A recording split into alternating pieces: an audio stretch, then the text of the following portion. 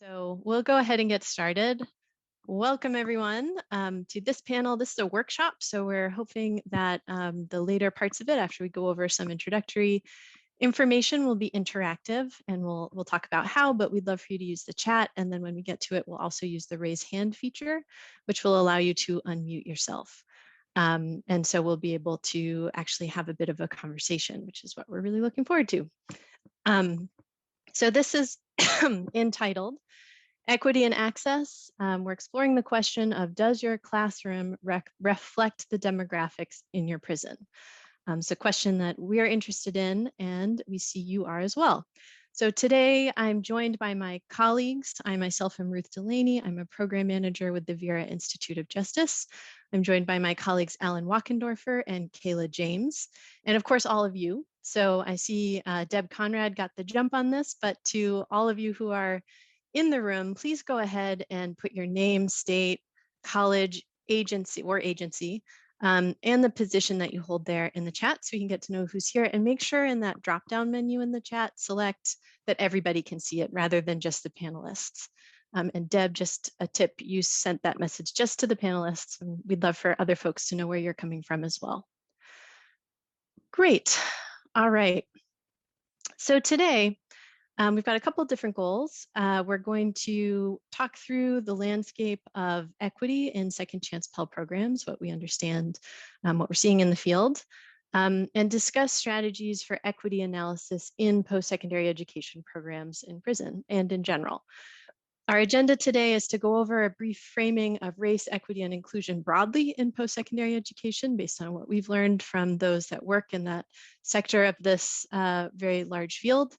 We're going to talk about what we've seen in terms of the demographics of students in second chance Pell programs and how we found that information. And then this is going to be the workshop part, is we're going to walk through one way that you might approach doing a self-assessment of equity in access in your program. We're going to talk about the ways to do that, and then we're going to go over a case study using an anonymous college and anonymous state to talk through and brainstorm some of the things that might come up if you do such a thing. And I want to note also that demographic information for post-secondary education programs in prison are not really widely available. So we do have this information from second chance Pell colleges, and a lot of what we're going to talk about today is going to be based on that, and we'll talk about how we got that information. So in terms of housekeeping, we do have, when we're talking about these demographic groups and the locations of the programs, there are some language limitations. And by that, I mean, when we're talking about gender in prison, we're really talking about the gender of the facility. So the name or type of the prison that you're held in is kind of the defining factor that we're able to use, because that's the level of data that's collected. So when we're talking about women or women's facilities, we're talking about people held in facilities for women, not necessarily how those individual people might identify themselves, because we do not have access to that information. In addition, there are some issues related to how race and ethnicity is reported in some of our large national data sources. And so, for example, you're going to see Hispanic or Latinx reported alongside white, Black, and a grouping of other racial categories as if it is a race. We understand that that is an ethnic identity, but the way the data is collected and reported does not really recognize that when you're looking at the prison population. And as it turns out, often with the post-secondary population as well. So I also want to recognize that that's a limitation in the way the data is collected. So we'd love for you to use the chat. We're going to keep track of it and make note of questions that you share that you'd like to talk about towards the end. And then, as I mentioned, when we get to the assessment part, we're also going to use the raise hand feature. You can still put your comments in the chat. We'll keep track of that. But we'd like you to use the raise the hand feature so that we can actually hear you and kind of simulate what it might be like if we were in the room together, which I know we would all love to be. All right, so I'm going to talk through and then hand over to my colleagues a little bit more. The kind of race, equity, and inclusion, the way that we talk about this as we've learned in post-secondary education in general. And so this falls into really three buckets. There's equity in access, which relates to ensuring that students in a given college program are representative of the community in which the program is located. There's equity and completion. So once you get that representative group into your college, or really at the bare minimum representative into your college, you're ensuring that people are actually continuing with the program. You're keeping track of dropouts or stopouts, and you're offering services that help people to get to the end of that program. And then the last piece is equity and outcomes, which really relates to people coming out of post-secondary training opportunities or degree programs with the opportunity to earn wages that at the bare minimum are higher than the minimum wage. That is the return on investment that we are looking for from a post-secondary program. And I want to pause there and be really clear that we're not arguing that college be instrumentalized or education be instrumentalized. And in fact, a bachelor's degree of almost any type will meet this requirement in terms of outcome or this goal in terms of wages. Credentials that don't typically earn these higher wages are things like a certified nursing assistant, different kinds of certificates related to childcare or education, sometimes an AA in liberal arts if there is no clear transfer pathway to a bachelor's degree.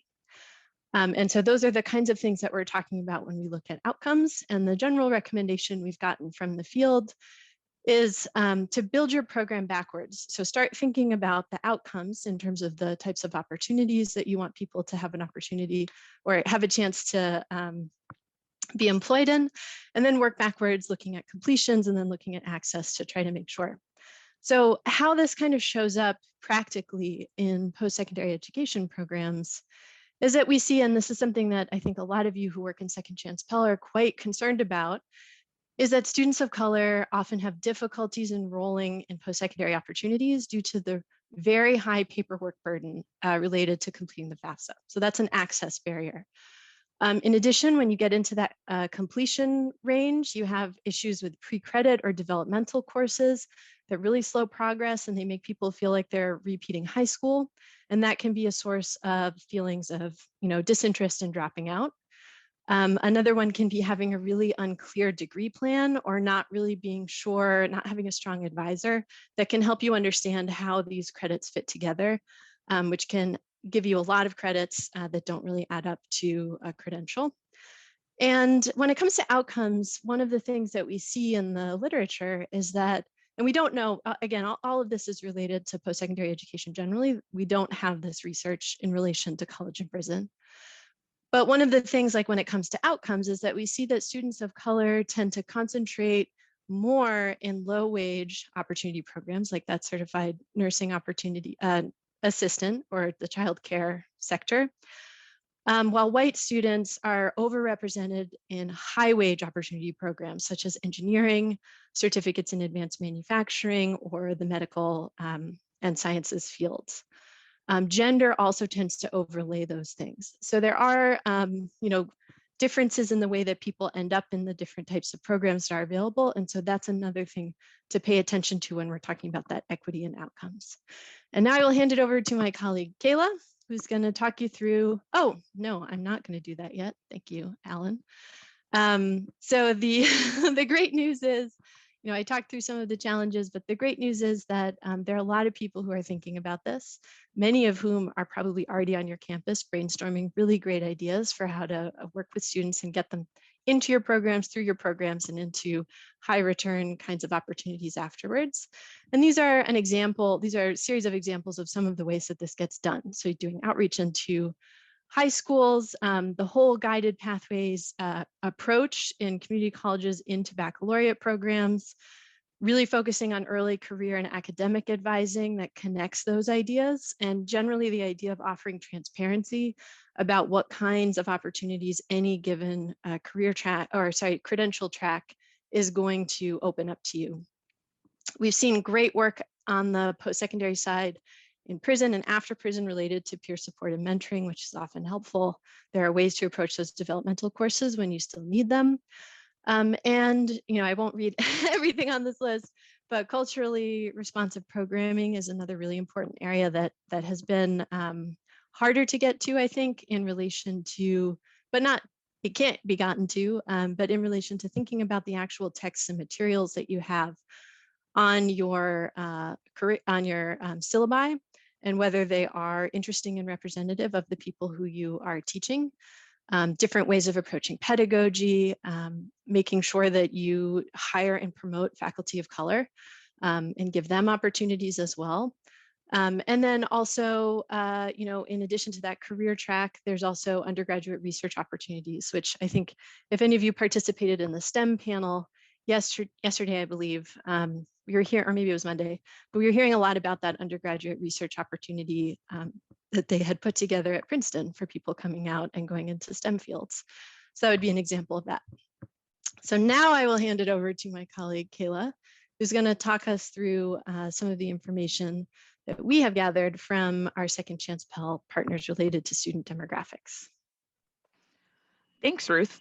So as Ruth mentioned, we're going to talk about Second Chance Pell student demographics. So our next slide shows some of the data on enrollment. So just to let you all know, this data comes from a Vera survey of our Second Chance Pell partners submitted using data from iPads. So the next few slides reflect numbers of students from the first 3 academic years of the Second Chance Pell program, so 2016 to 2019, and later we'll hone in on just the 2019 academic year.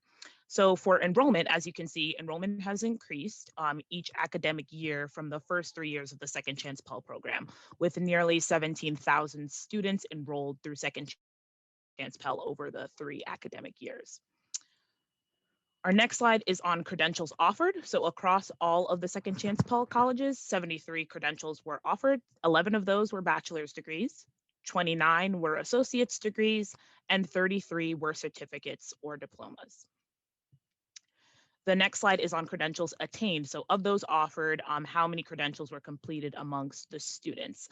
As you can see here, the number of credentials also increased as far as attainment goes across the academic years. And you can see that last line is the total number, with most students earning a certificate or diploma, then associate's degrees, and then bachelor's degrees.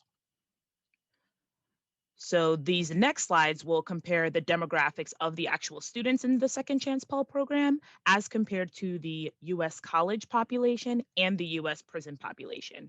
When we mention underrepresentation and overrepresentation of these certain groups, we're primarily talking about your Second Chance Pell classroom compared to the prison overall. So this slide is focusing on age, and overall, as compared to the US college population, Second Chance Pell includes more older students, which makes Second Chance Pell's makeup much closer to that of the prison population than of the US college population as it relates to age.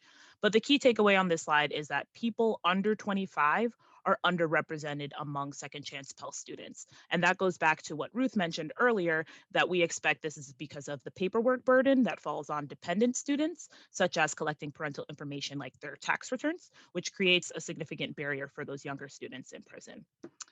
The next slide is on facility gender.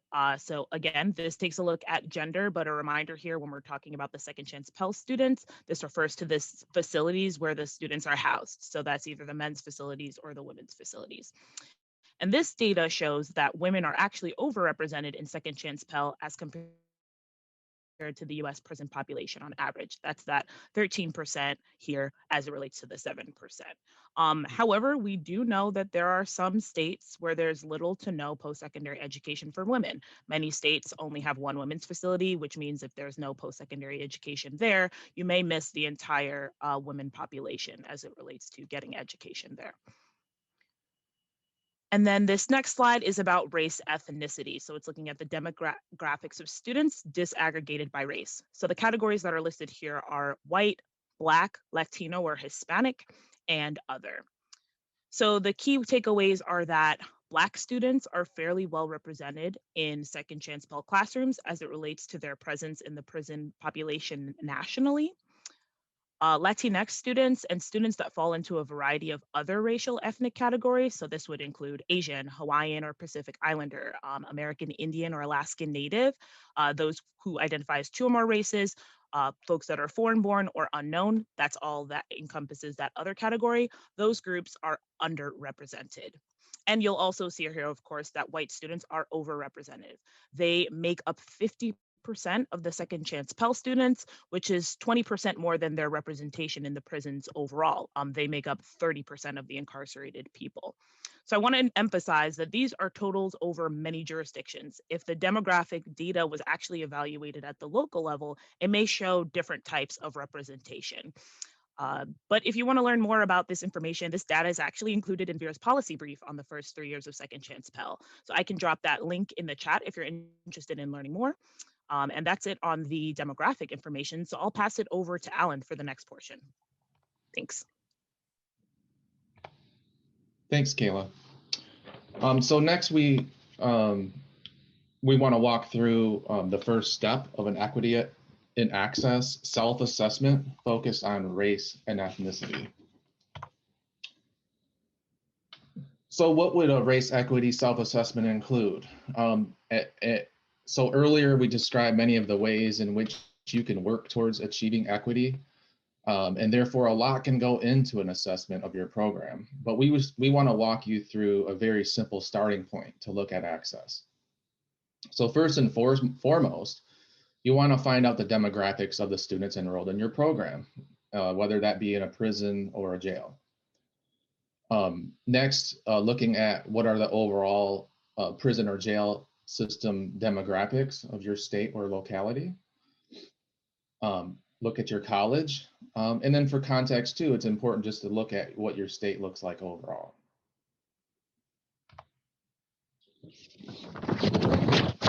So where do I find this information?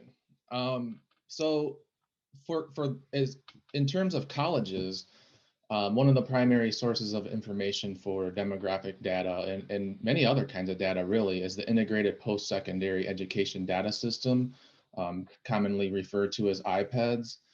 This really great source of information.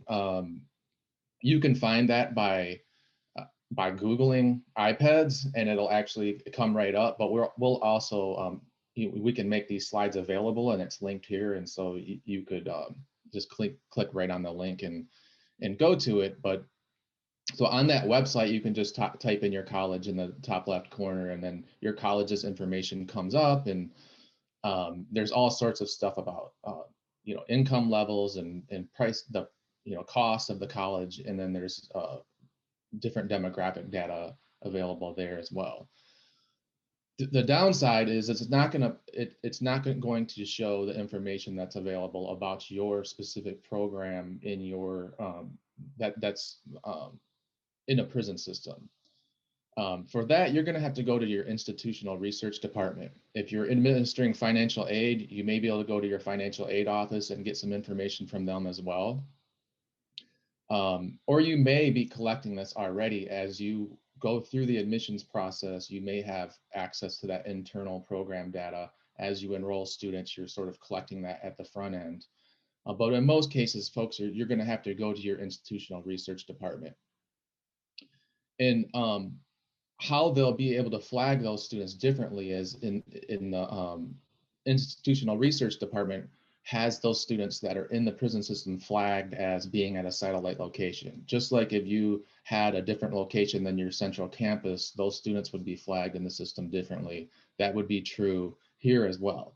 And they'll show up as, however your administration has flagged them as, whatever prison facility or second chance Pell program, it'll be flagged in that way, and then you can pull down that data.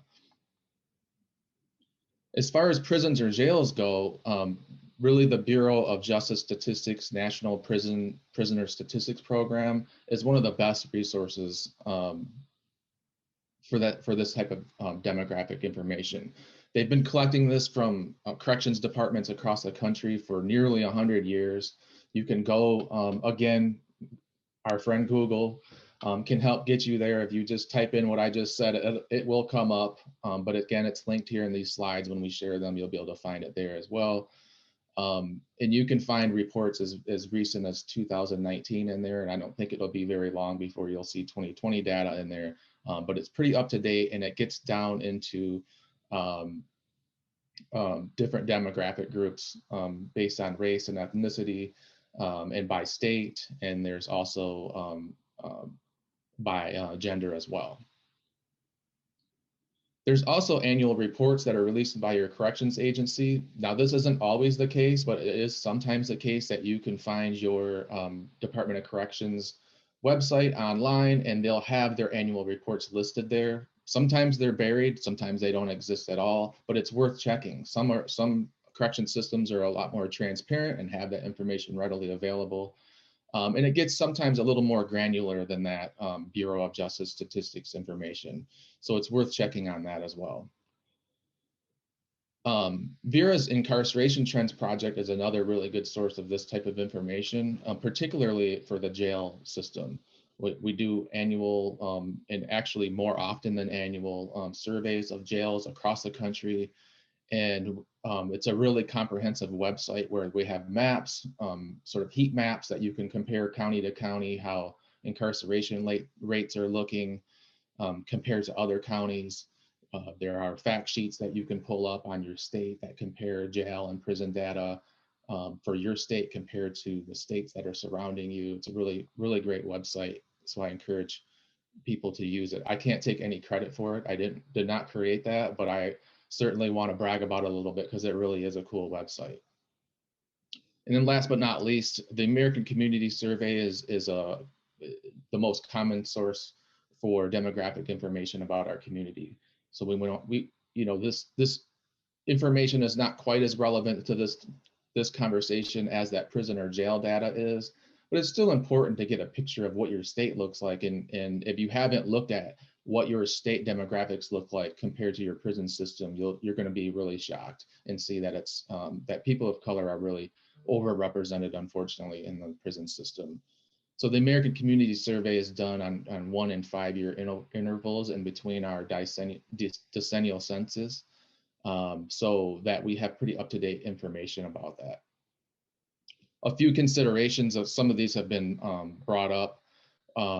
You want to take a look at if you want to disaggregate your data in any way. So if you're teaching in a women's facility and a men's facility, you'll probably want to look at those populations separately.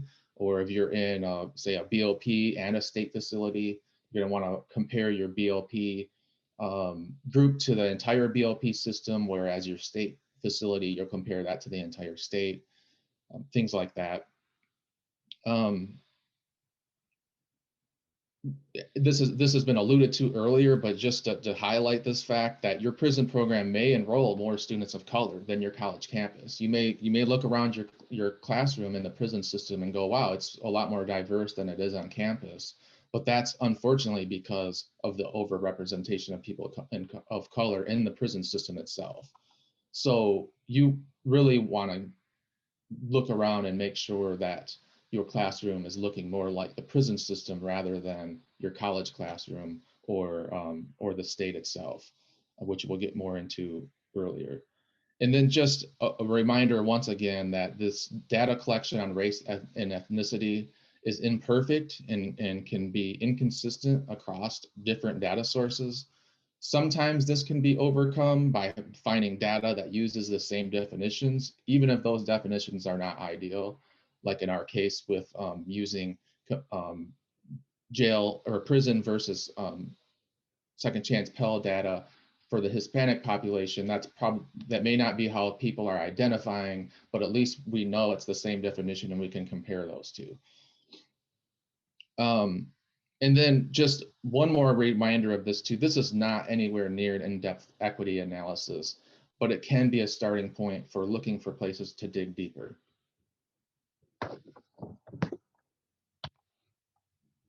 So now I want to walk through an actual assessment. This is the part where we really like to get you involved in the conversation. So my colleagues will here and our hosts from the NCHEP conference will keep an eye on the chat and keep an eye on your hands being raised. So if you want to communicate with us through chat, we'll be looking at that. But we'll also want to encourage you to speak up too if you want to just communicate with us that way. So first, I want to describe this slide that we're looking at a little bit, and then we'll jump into a conversation about this slide. So what we're looking at here is a random anonymous second chance Pell College. So, you've looked into all of the information we just described on the last slide with the American Community Survey, the iPads, and your own institutional data on your program. And now you have this information. So what do you do with it? So here on this slide, we have in the middle, I put the Second Chance Pell prison program in the middle so that you could compare it both to the top, which is the prison population in the state overall, and on the bottom, the Second Chance Pell college itself. So not your program, but the college itself that your program comes from. So the numbers you see on the bars represent percentages, so they all add up to 100. The blue represents white students, the red represents Black students, the green represents Hispanic students, purple represents American Indian and Native Alaskan, the turquoise represents Asian, and then the orange is for Native Hawaiian, other Pacific Islanders, 2 or more, or unknown. We've sort of lumped those 3 categories into one. So you're looking at this slide, I've described it to you, and you've taken this first step of gathering this information, and now you're comparing to the two. What issues do you see? Again, either share that in the chat, or if you want to raise your hand and mention it, that's cool too.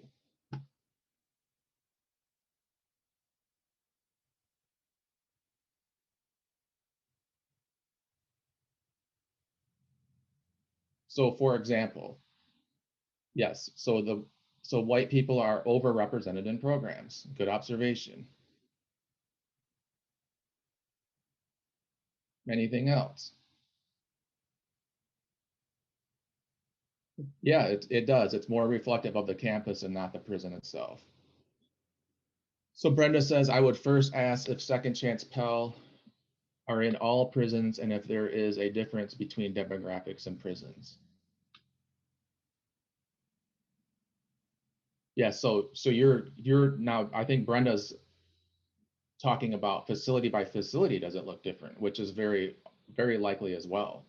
So that you can put a little deeper on that point as well. You may have some facilities that do have different demographic representation than other facilities. That is very likely. Yeah, and this is another thing that came up in the chat a little bit earlier too.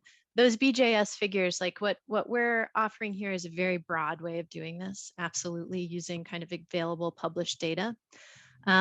So where you might find more specific individual prison level data would be, if you for some reason can't consult your DOC partner and ask for that information, that would definitely be a good way to get an accurate count. Sometimes the DOC annual reports will include more kind of local level data points like that. But when you look at the BJS reports, what you're going to see is the prison population for the entire state. And that may not, as you're saying, kind of reflect what's happening in an individual facility. So these are always going to be pretty rough using that state level data.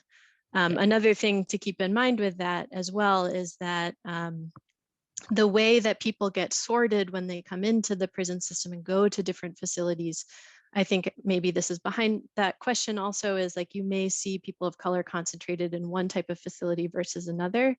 If you see white people, for example, qualifying for something like work release in a more regular pattern than people of color, then that work release facility is going to probably be whiter. So absolutely, there's going to be variation. This is kind of a way to do a very rough cut, but I'm not saying that to be defensive. I really do want to get into these questions and the specificity that you're raising. Yeah, thanks, Ruth. And Aaron raises a really good point. So what happens if the prison population is mostly white? Does that mean that equitable classroom representation would be mostly white? I think that's a really good question that is worth having a discussion. We definitely don't have time to have the full discussion today, but I'm glad you brought that up. I mean, another question here could also be, we see American Indian, Native Alaskan students sort of overrepresented in the Second Chance Pell program. as compared to the state population itself and the college itself. I don't think anybody here would argue that those students should be removed or not included in the classroom to make it more equitable. And so, really that your program and the people involved really need to have that discussion as what does equity mean? And I think also, like, in the same kind of thing that I was saying a minute ago, like, because of the way that we may see kind of distributions of racial and ethnic identities that cluster in certain types of facilities, if you come across a facility that is predominantly white, you may want to use the state prison population as your comparison rather than that facility, especially if people are being moved to participate in college programs, then it doesn't necessarily make sense to look at just who's locally at that facility. If there's a possibility that you could have transfers to that location so that people could participate, in which case you really do want to look at the whole state population and think about how to do outreach into those other facilities, or start those conversations about how do we get more people that look more like the rest of this prison population here, especially if we only have this one college program. Like, how can we do that? Yeah, it's a great point. And I would just finally add too that there's a reason a lot of us support affirmative action. So Margaret mentions that there are no Hispanic students in the prison program. Good eye. And one point on that too is that, like, we know that there are issues with how this data gets collected. So one of the things you might use information like this is to ask more questions and to say, like, well, how is this counted? Is it true that there are really no people in this program? Or if you somehow come across a facility that says that there's nobody who's Latinx that's here, you might want to start asking questions about how that group of people is being identified and counted, to make sure that it's not kind of some kind of data oversight. So I think we've identified many of the problems here. I mean, the other one that's really apparent that but hasn't been mentioned yet, and I want to make sure it gets mentioned, is that the Black population in the program is overrepresented compared to the college itself, but it's extremely underrepresented compared to the prison population itself. But so now I'm seeing in the chat we're starting to get into some of my next question is where to start digging in more on this, right?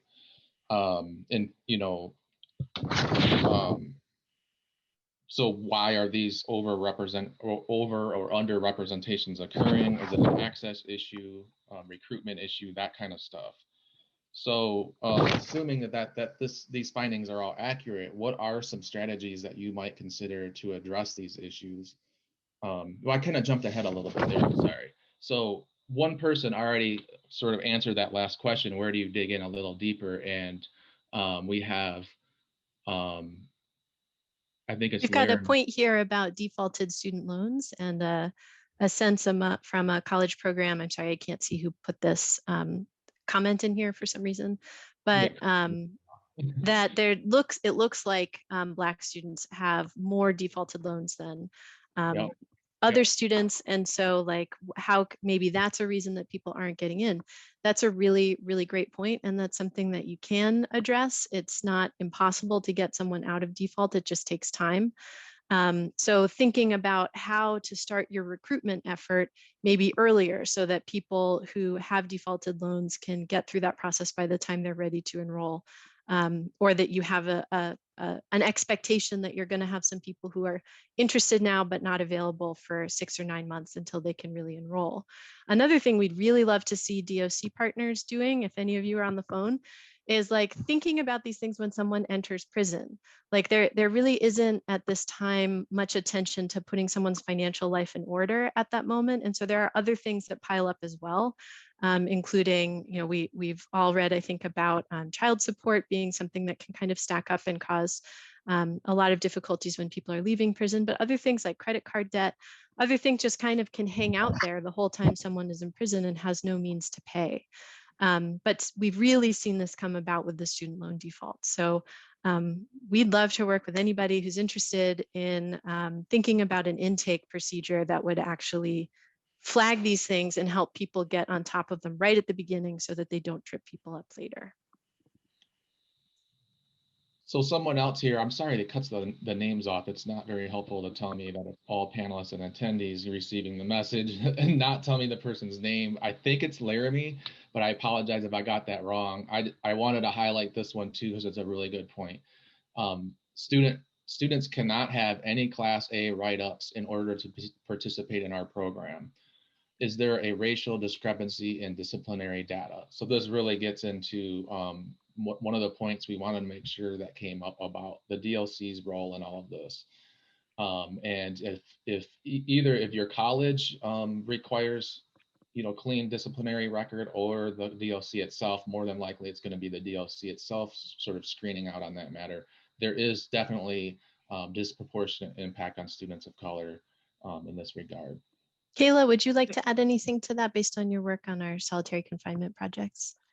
Yes, definitely. So as Allan mentioned, there's a real role that the disciplinary process might play in this, and how it may relate to DOC's requirements for eligibility, or even things that the colleges have in place. And of course, these are written in DOC policies, so thankfully some of these things can change in policy or in practice. But some questions that you might be thinking about are whether or not eligibility requirements are excluding certain demographic groups because of their overrepresentation in restrictive housing or solitary confinement. We know largely people of color are overrepresented in solitary, and they might not be able to be in the classroom because of their location. You might also want to think about this as far as it relates to classification. A lot of security threat groups, STGs, or gangs in prisons fall across racial lines. How does eligibility as it relates to your classification as being an affiliate or member of a gang affect the demographic of your classroom? Or any other disciplinary policies that may be disproportionately impacting specific groups. These are all questions that DOCs may need to have with themselves, but colleges may be able to bring up and think critically about how we can create workarounds for these types of issues by reassessing what eligibility requirements we set out. Thanks, Kayla. And Yep. Aaron. And a great note from Aaron in the chat. Yeah, go ahead. Oh, sorry. Yeah, a great note from Aaron in the chat about LGBTQ folk being disproportionately disciplined. We oftentimes overall see an over-policing of some of these minoritized groups behind bars. And I think one of the things that you've raised also in talking about the work on disciplinary policies, and we've heard this from others. I think Danny Murillo has talked about this in his own experience, but that there seems to be maybe a trend towards classifying Latinx students as within what sometimes are called power groups or threat groups, or something that really kind of is what we might refer to as a gang identity, and that seems to concentrate among Latinx students in a way that it doesn't with other students. And so when we're seeing a really low proportion of students in second chance Pell that like fall into that category, that might be something that's at play as well.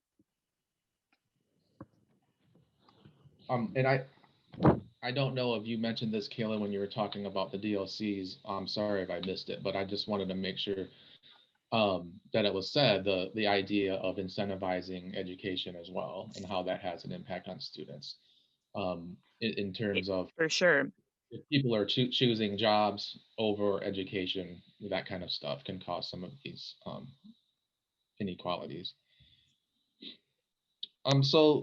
So we've hit on a lot of really good points here in terms of like what could be causing these problems. I do want to address just one thing about the data that Sheila has brought up, pointing out that when we did the survey, we absolutely asked about people getting second chance, that were part of second chance Pell, because that was our interest, and now we're kind of looking at it from a different perspective now. And so she points out there could be students that are enrolled not getting Pell grants that aren't reflected in this data. And that's true, but those students should still be in IPEDS. So if you go in, like once you're using a Pell Grant to pay for anyone in your class, everybody kind of has to be registered using the same mechanism. And so those students should still be enrolled using your satellite location. You should be able to find them in your institutional data and not look just for who's getting a Pell Grant and who's not getting a Pell Grant. but rather kind of just who are all these students. So when you do your own assessment, that is a larger pool that you could look at, that anyone who has that kind of satellite location set up, you could look at all the students, not just the ones that are receiving Pell Grants. Thanks for adding that, Ruth. So this is definitely not an exhaustive conversation here, but we've touched on a lot of really good points. But I want to get into the next part of the conversation where we want to talk about what are some solutions to this. And so, what are some strategies that you might consider to address not just the access issue, but also looking at completions and outcomes as well? Are there strategies that are being used on the campus that could be used here in your program? What are some of the things that we should be looking at as best practices? And Ruth mentioned some of them earlier, but I just want to make sure that those get brought up again and see if folks have anything to add to those. Someone, again, I'm sorry I can't see people's names, but just to kick this off, someone did note, how are the GRE programs, or sorry, GED programs, it's written GRE here, but I think you mean GED. Like, how are the high school completion programs working during COVID? Like, is the pipeline of students kind of caught up somewhere? And I think I would expand on that a little bit to point out that people of color are less likely to come into prison having already completed high school. White people are more likely to come in with a high school credential. And so in addition to just, is there a stoppage at the moment? I would think about, how are we recruiting from the high school completion programs? Is there a way to do outreach there that could help someone earlier, before maybe they've even finished that high school credential, be thinking about college as something they want to do in the future? And that might also help to expand the kind of profile of the students that you're recruiting.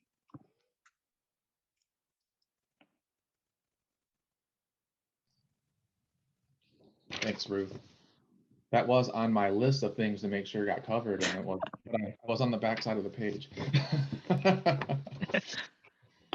So what else in terms of, like, now you've done a really great job pointing out, I think a couple of people identified also, like, we're only talking about race here. You're totally right. What about the way people affiliate with each other in a religious context? Is that playing out in terms of how people see themselves in or not in the college program? Or, LGBTQ identification, that might be a group that's subject to more strict or disproportionate disciplinary reactions to different kinds of behaviors. And so that could play out in there. Like, this is really just a starting point. And I love that you're kind of pulling us in a lot of different directions already in thinking about all the different ways that these programs can live up to being equitable, and also the ways that we may struggle to do that. So, we talked about recruiting within the GED program.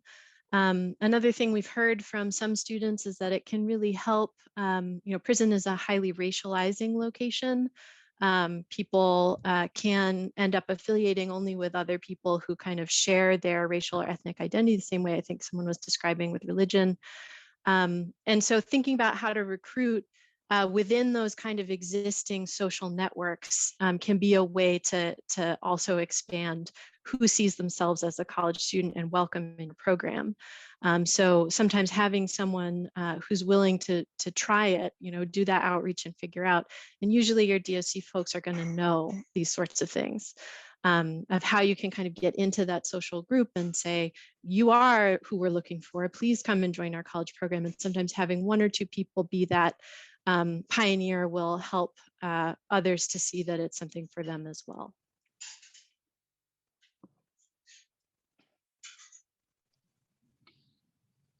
So I just wanted to make sure folks saw in the chat that Aaron posted a really good IHEP resource for key performance indicators that disaggregates programs can use to begin these equity conversations. So please make sure that you click on that link and grab that before this session ends so that you can check out that resource. Julie mentions that in past classes, we've realized late in the game that a higher percentage of our students, regardless of race, came from middle class backgrounds than the larger prison population. So yeah, there's another thing we need to be looking at too is, you know, other than just race and ethnicity, as Ruth, that gets to Ruth's point. There's all sorts of intersectionalities that we need to make sure that we're looking at in this conversation. And I think there are great strategies that you could look to, maybe even people on your college campus, about how to, not everybody does this great. As a nation, we don't do this very well, but there are some strategies that seem promising in that area in terms of, if someone's not seeing that college is for them, or they're not, it could be an issue of what you might call college literacy.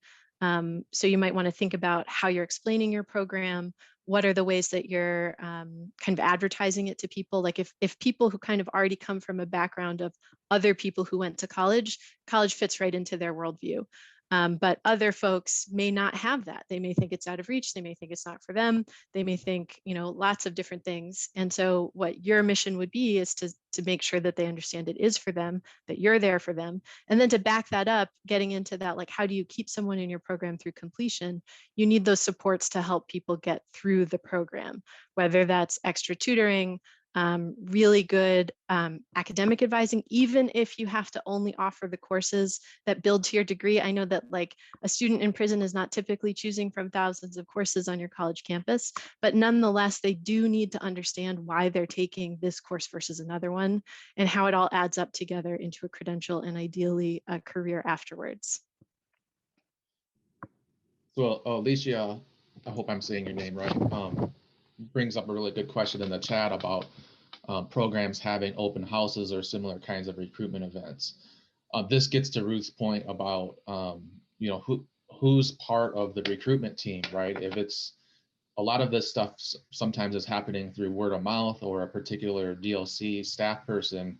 And so you may not be reaching the entire prison population through those means. And so finding more inclusive ways of recruiting from the larger potential student body is important. And then who is involved in those events too? Do you have former students that have gone through the program? Are there and do they represent a diverse diversity compared to the prison population? That kind of stuff is just really key to starting to bring in more folks into your programs. Yes, and the other point, building relationships with caseworkers if they exist. Those folks have a good outreach and can identify people. One note on the recruiting events too is that often, and probably most of you are aware of this if you're running a college and prison program, but who gets to show up is going to depend on who ends up on the DOC's call out list for that event. And sometimes those things are defined by a case manager, like, is this person someone we're trying to kind of promote educational opportunities to? Or it may come down to some of those eligibility that Kayla was talking about earlier, related to infractions, tickets, whatever that is called within the disciplinary system in that DOC. So just holding a recruitment event may not get you a new audience. So I think it's important when you're doing that to have real conversations about who's going to be invited to this recruitment. And if we can't get everybody, what are some other strategies? And that might be, how can we recruit through the GED program? How can we recruit through, various other strategies as well? So we're starting to get short on time, but I wanted to give folks one last opportunity to weigh in and throw out any more ideas that you might have about how to improve some of these issues, whether that be additional recruitment methods or reiterating some of the points that Ruth made earlier about guided pathways or more faculty of color, like those types of points. Does anybody have any final remarks they want to make?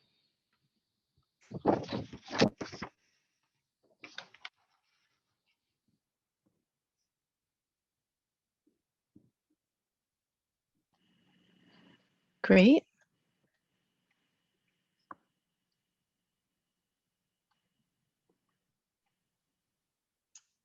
The importance of the messenger, I think that's a great point from Michelle. We have seen some programs recruit using, for example, a piece of one of the several great documentaries we have at this point as a way to kind of like give, especially if the program has not had a college program, the facility has not had a college program before, so you don't really have a student pool to draw on. But to be able to say like, well, here, here, this will give you a little bit of a vision of what this might be like. Yeah. And Emily's point here about some students having to choose work over education, and then those work schedules being not, those work schedules conflicting with class time, and that having an impact on who ends up in the classroom. Higher education is not considered an institutional job, so that gets back to my point earlier about the roles that DOCs can play here to incentivize education. We also, I remember, ran into this even in scheduling conflicts, that commissary and the class was happening at the same time. And given that oftentimes people really rely on the food that they can get through commissary to get through the week, that was an incredibly difficult choice for people to make. And so that might be both kind of like the incentivizing, choosing job, but then also there are scheduling issues that some folks may feel more severe, like more of a challenge with than others. Yep, some other great points in the chat, kind of lumping them together, kind of thinking of who are your champions in some of these facilities. I see the religious volunteers, a lot of chaplains and other volunteers are great to get information out there. CCTV, I see, really thinking about if they're not in the classroom, where else are they in the facility and who is there that could get them this information. I love the CCTV example. And I know there's some folks in New York working on like an ad for the, and maybe this is similar to what you're talking about, but like an ad for the college that would show in places where anyone who's watching TV would be able to see it.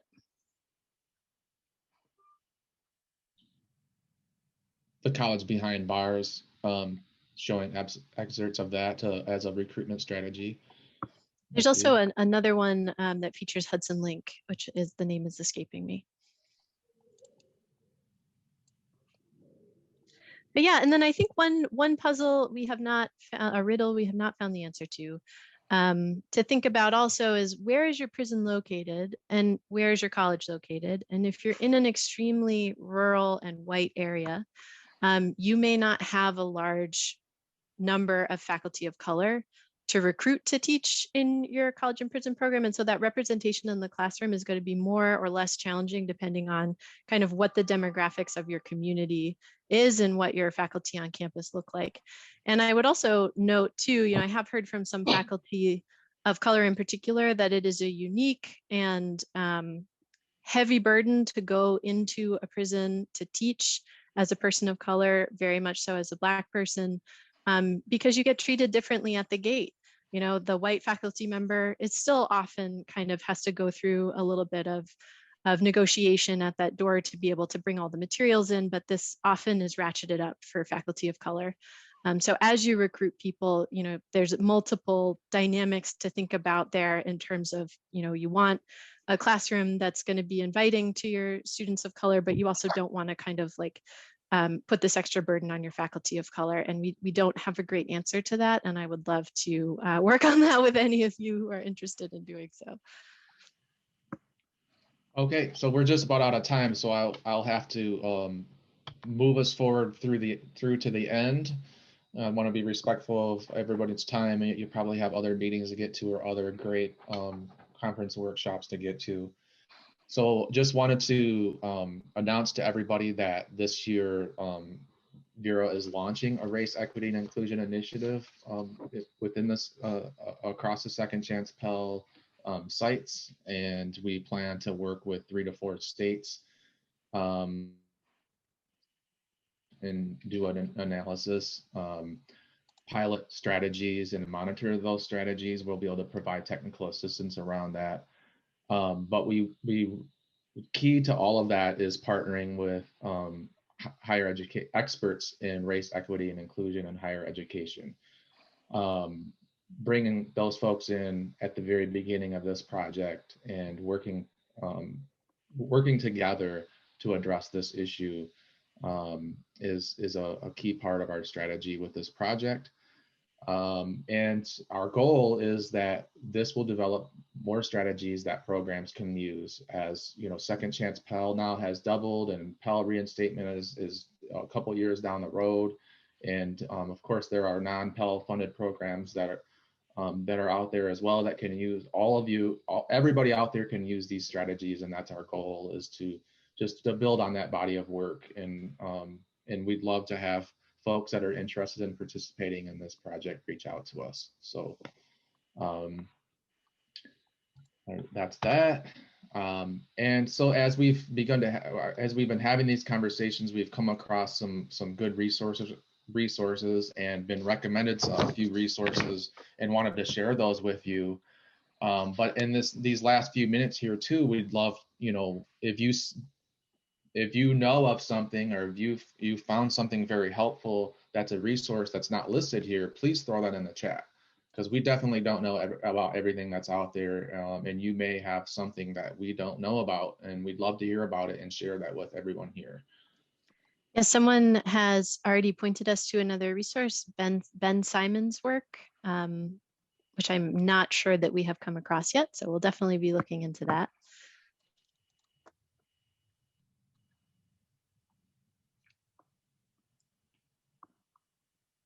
Yep, as this work develops, we would love to share what we're learning. Yep. Okay, there's another. So as those resources start to roll into the chat here, we only have a couple minutes left, but if there's any burning questions remaining, we certainly want to open that opportunity up. And sorry we didn't save more time for that, but I think we had a really good dialogue via the chat. So I really appreciate everybody's participation. There's nothing worse than asking a question and then nobody answers, but in this case, it was the opposite, and everybody really was talking a lot and getting involved despite the challenges of technology and all of us not being in a room together. So I can't wait for that too. So next year we plan on seeing you all in person.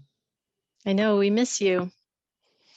Alicia, yes, yeah, we can make this entire slide deck available to folks. So however AHEP plans on doing that, I'm sure that we can get that to you, or you can reach out to us individually and get that. Insert thumbs up here, I like it. Thanks, Alicia.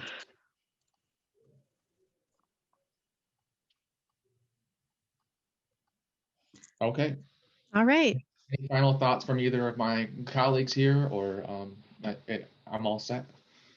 Well, we'd love to hear what resources have been useful to you. I think we've got some suggestions already. And as you can see, we've been trying to learn from kind of other areas of higher education practice and see how they may work in a prison context. I think Jami Sisterhood is doing something similar. It may be the only other group that I'm aware of that has taken the specific lens and tried to kind of bring these fields together. So I'm hoping that more of you will be interested in this, more scholars, more practitioners, more policy-minded folks will start thinking about this issue and on the same idea of like, what can we learn from the field? And, honestly, what doesn't work in this setting? What makes this a unique setting where we might need some unique strategies? But I'm really excited about embarking on, building this part of the field together.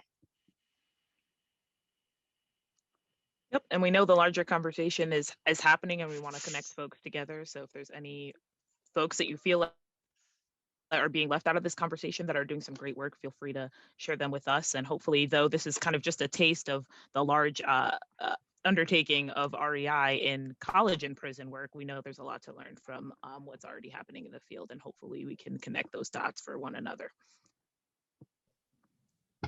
And that brings us to a close. Thank you so much. Thanks, everyone. See you at the rest of the wonderful panels. I won't see your faces, but hopefully I'll recognize your names. Thanks everybody. Thanks for coming. Enjoy the rest of the conference.